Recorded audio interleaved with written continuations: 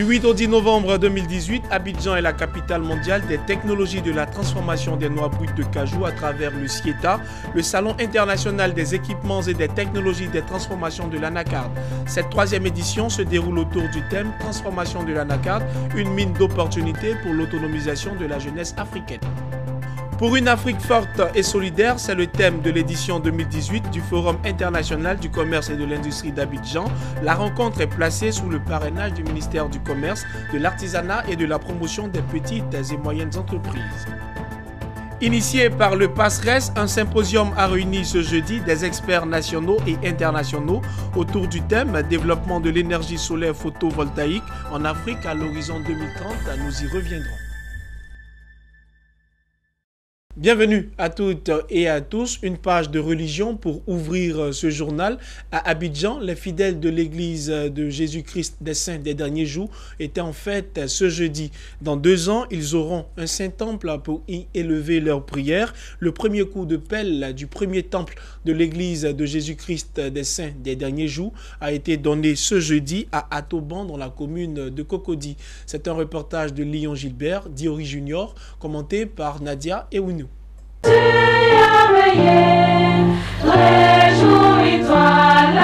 Sur ce site à Atoban, dans la commune de Cocody, va être construit le premier temple d'Abidjan de l'église de Jésus-Christ des Saints des Derniers. Pour le premier coup de perle de cet édifice, c'est Elder Nel Andersen, l'un des leaders mondiaux de cette communauté religieuse, a effectué le déplacement d'Abidjan.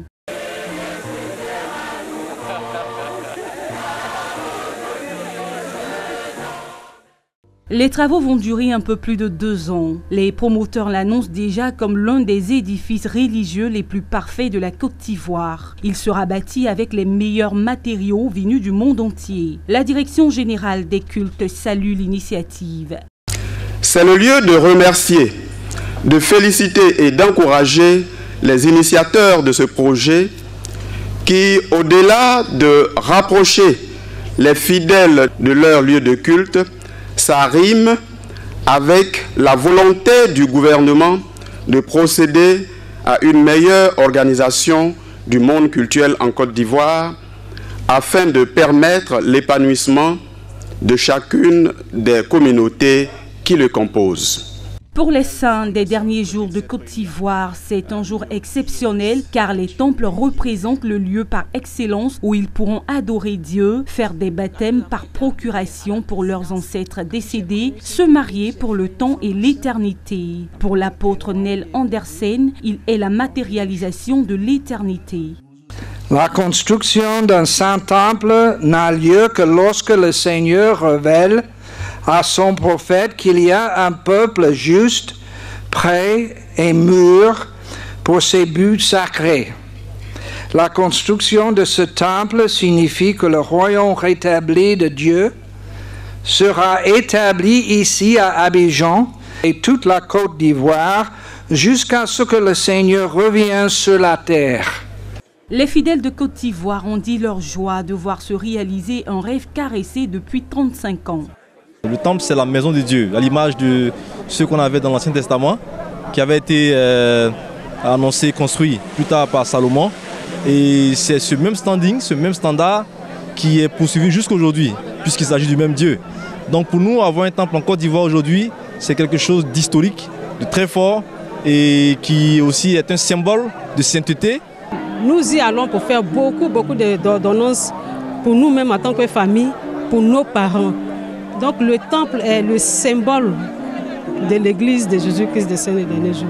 Je suis très reconnaissante et je suis content ce matin de participer à cette pose de la première pierre du temple d'Abidjan. Et vraiment, je remercie notre Père Céleste de nous l'avoir accordé. Rendez-vous est donc pris dans 2 ans pour la dédicace de l'édifice. En attendant, les saints ont été invités à la repentance et à la progression spirituelle afin de se montrer dignes d'entrer dans le temple de l'église de Jésus-Christ des Saints des derniers jours. Nous vous le disions en titre, il s'est ouvert ce jeudi 8 novembre à Abidjan, la deuxième édition du Forum international du commerce et de l'industrie d'Abidjan, dénommé FICIA Expo. Placé sous le thème « Pour une Afrique forte et solidaire », ce forum a pour objectif principal d'apporter une contribution stratégique à la dynamique économique indispensable à la prospérité du continent. Une initiative qui a reçu le soutien de l'État de Côte d'Ivoire, représenté par son vice-président Daniel Kablan-Duncan et Souleymane Diarra-Souba, ministre en charge du commerce et de l'industrie. Mon désir Nascimento Odjifini, Maru Seri et Augustin Kra pour le reportage. Contribuer à rendre l'Afrique forte et solidaire, c'est l'objectif de la deuxième édition du FICIA, Forum international du commerce et de l'industrie d'Abidjan. Un salon qui se veut une plateforme de rencontres et d'échanges pour permettre aux acteurs publics et privés africains de développer leurs opportunités au niveau local, régional et international. Le thème FICIA Expo, une Afrique forte et solidaire, reste d'actualité. Forte de son capital humain et de ses ressources naturelles. Solidaire, car nous serons plus forts avec les synergies entre pays limitrophes devant la table des négociations. L'avènement de l'accord du libre-échange continental en est une illustration. Présent au FICIA 2018, le ministre en charge du commerce et de l'industrie, il a réaffirmé la détermination de son département et de tout le gouvernement à accompagner les actions destinées à l'industrialisation de la Côte d'Ivoire. Quant au vice-président Daniel Kablan-Duncan, la Côte d'Ivoire est une plaque incontournable et favorable au commerce et industrie dans la sous-région.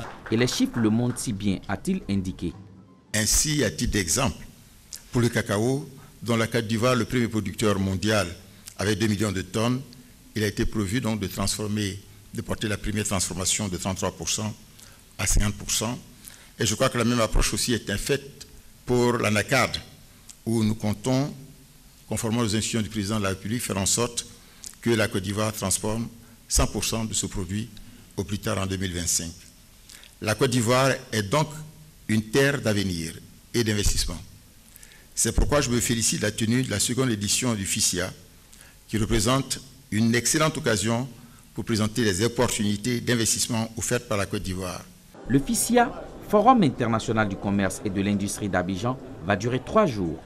3 jours d'exposition, de conférences, d'ateliers, de rencontres B2B et une journée dédiée au Grand Est, deuxième région française à fort potentiel industriel et invité d'honneur du FICIA 2018. Le FICIA 2018, c'est plus de 200 exposants issus de 8 pays de l'UEMOA, la Tanzanie et des milliers d'autres visiteurs venus du monde entier selon les organisateurs. Restons toujours au FICIA où l'on retrouve plusieurs exposants. Parmi ceux-ci, la société CIPEC, société industrielle de produits plastiques et chimiques. Nadia Eounou et Maru Seri. FICIA 2018, Forum international du commerce et de l'industrie d'Abidjan. Et oui, les choses ont bel et bien démarré ce jour, 8 novembre 2018, ici même au Sofitel Hôtel Ivoire d'Abidjan. Belle ambiance. Et déjà ce matin, nous avons assisté à la cérémonie d'ouverture avec de très beaux stands. Nous sommes là dans le stand de la CIPEC, la société de produits plastiques et chimiques. Et nous recevons ici à notre micro le cadre commercial, M. Diop Abdoulaye. C'est bien cela? C'est bien cela, Diop Abdoulaye. Merci de nous faire l'honneur de nous visiter ce matin dans ce stand de l'avenir, le stand de la qualité totale, le stand de la priorité qualité. Alors tout de suite, moi j'ai envie de savoir pourquoi la participation de la CIPEC à ce forum international? Le forum international FICIA 2018 pour nous est une opportunité, est une aubaine de faire la démonstration que nous sommes des acteurs majeurs dans le développement du tissu économique de la Côte d'Ivoire. Raison pour laquelle nous avons jugé important et utile de nous présenter à ce salon pour partager notre expérience, notre savoir-faire à toute la population de Côte d'Ivoire. Allez, nous étions en compagnie de M. Diop Abdoulaye. Il est le cadre commercial de la société CIPEC, entendue par CIPEC, Société industrielle de produits plastiques et chimiques.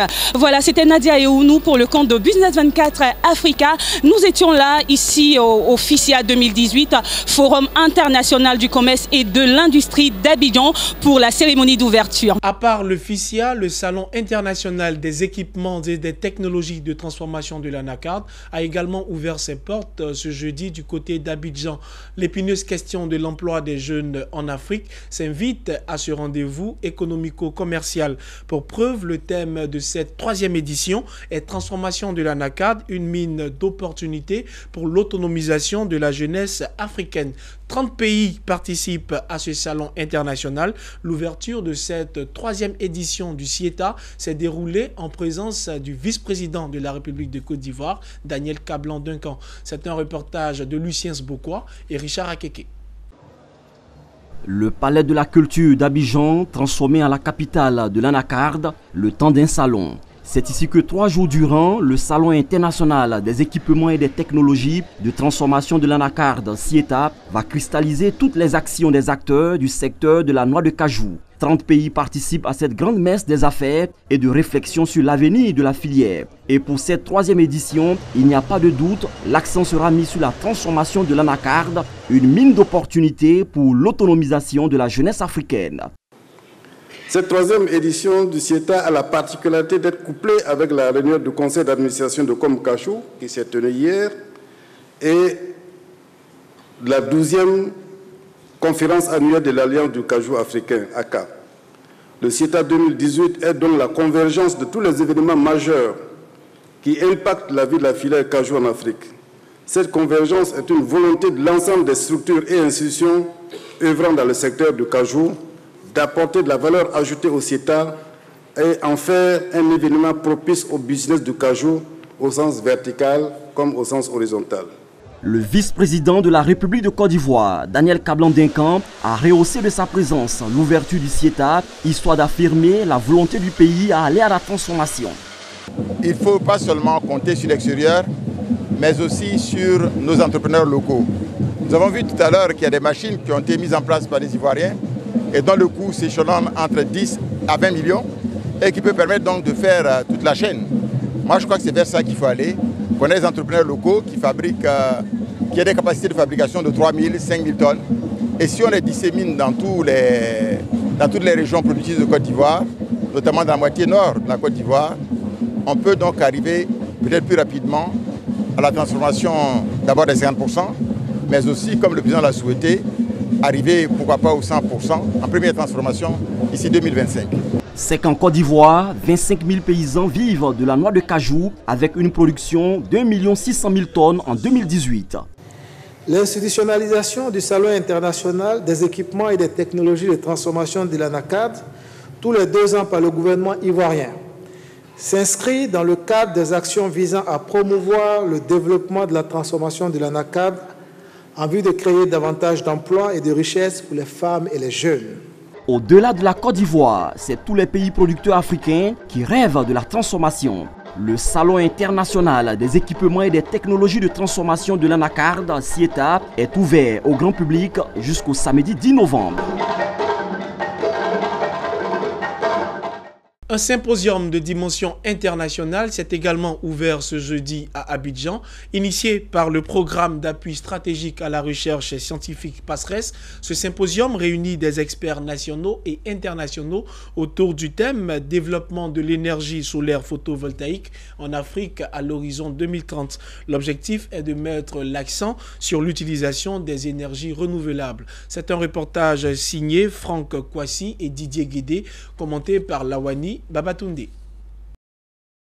La Côte d'Ivoire et nombre de pays africains ont la chance d'avoir un fort taux d'irradiation solaire. Cependant, la production d'énergie par la voie photovoltaïque est peu développée sous nos tropiques. Puis, plusieurs contrées, notamment rurales, n'ont pas accès à l'électricité. Le programme d'appui stratégique à la recherche scientifique, PASRES, a créé un cadre international pour débattre du sujet et trouver des pistes de solutions. Pour ce faire, il organise à Abidjan un symposium sous le thème « Développement de l'énergie solaire photovoltaïque en Afrique à l'horizon 2030 ».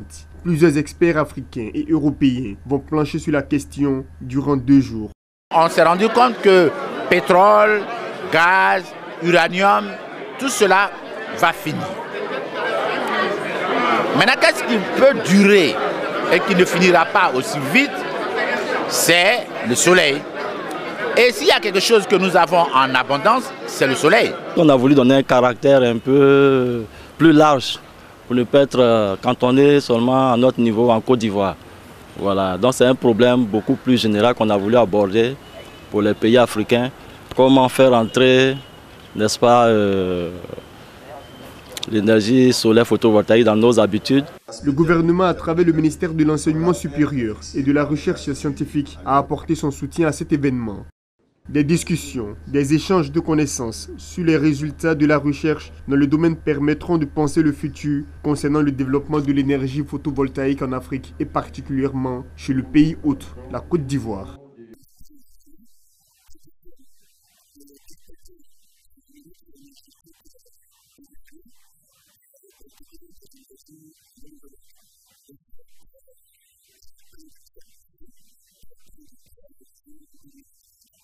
À l'heure où toutes les préoccupations sont cristallisées sur le réchauffement climatique et le développement durable, cette initiative vient à point nommé. Des résolutions issues des travaux en commission, c'est ce qui ressort des 3 jours de séminaire de validation du plan stratégique 2018-2022 du FDFP.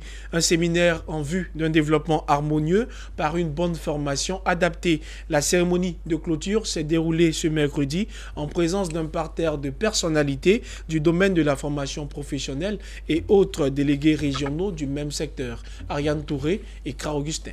Mettre la formation au service du développement, adapter la formation aux nouvelles réalités professionnelles et proposer des orientations stratégiques du Fonds de développement de la formation professionnelle FDFP à l'horizon 2022. Tels sont entre autres les objectifs visés par le séminaire de validation du plan stratégique 2018-2022 du FDFP. 3 jours durant, experts, acteurs de la formation professionnelle et de l'apprentissage ont échangé sur les thématiques propres au secteur professionnel et à la formation. C'est suite aux différents exposés et résultats des travaux que les portes du séminaire de validation du plan stratégique 2018-2022 se sont refermées. Ce séminaire de validation vient répondre aux besoins des jeunes Ivoiriens, mais également à réduire le taux de chômage en Côte d'Ivoire.